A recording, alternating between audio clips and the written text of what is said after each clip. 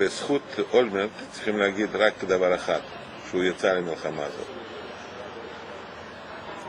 אני מבין הרי מה שאתה אומר. כן, אני חושב שאתה מבין. בטח שאני מבין. נו, זה לא נכון? לא, כי לא זאת הייתה הכוונה.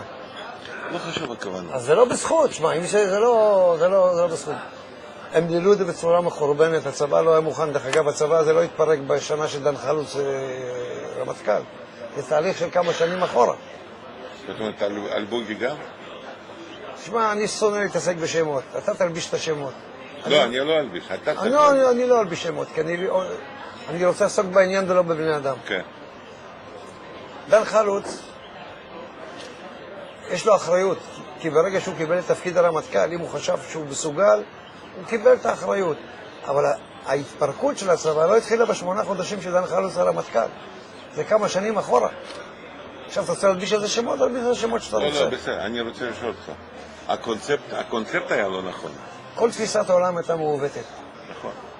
הלכו למין פנטזיה שאומרת שעם הרבה אש וחיל אוויר אפשר לפתור הכל. אף מלחמה בעולם, צריך גם ללמוד קצת היסטוריה. מותר ללמוד מההיסטוריה.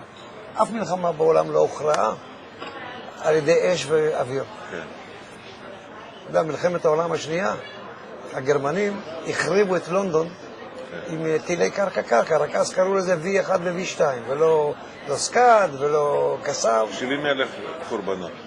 החריבו את לונדון, אבל לא הכניעו את אנגליה, לא כבשו את אנגליה. את מי הם כבשו? הולנד, בלגיה, צרפת, איפה שהיה נגישות לכוחות היבשה.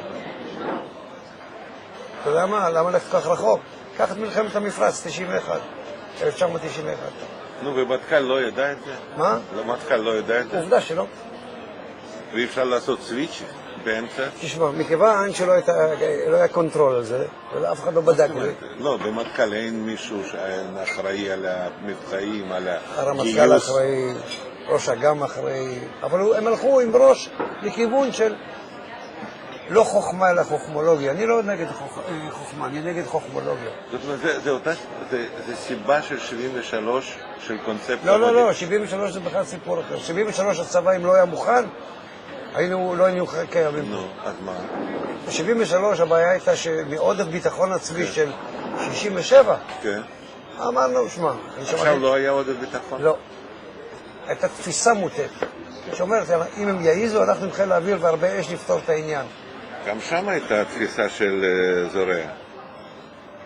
קונספט. מה? של זורע, של אלי זורע. זה לא, אתה מרבה פה דברים. כן? אלי זורע כן.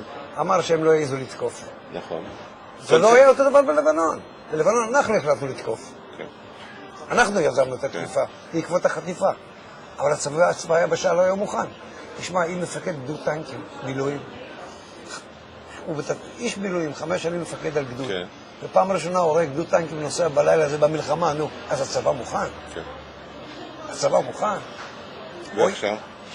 תשמע, לפי מה שאני יודע, ואני נפגש עם גבי אשכנזי מדי פעם הייתי מפקד שלו הרבה שנים. אני חושב שגבי תפס את העניין, הרמטכ"ל תופס את העניין שצריך להחזיר את הצבא לבסיס שלו. אי אפשר להחזיק צבא בלי אימונים. והרבה חוכמולוגיות, אתה יודע, הצבא התחיל לדבר בשפה שלא הבינו אחד את השני.